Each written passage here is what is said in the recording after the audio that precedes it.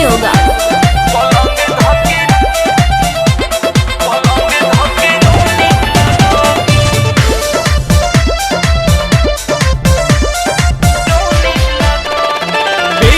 Parade कैसे होता है सोना, आओ न सिखा दूं मैं रातों में।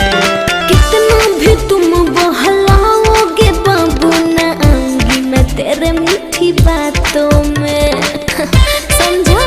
मीठी बातों में। बेड का परेड कैसे होता है सोना, आओ न सिखा दूं मैं रातों में।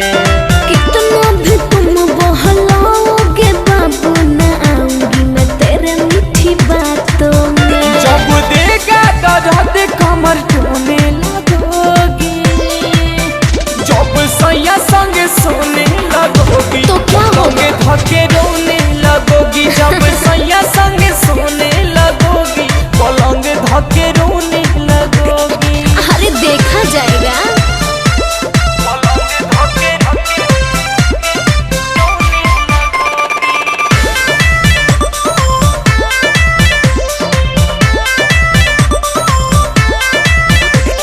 रोशन राकेश के बुझो न फील, छोड़ो न खुशबू सुनो मेरा दिल।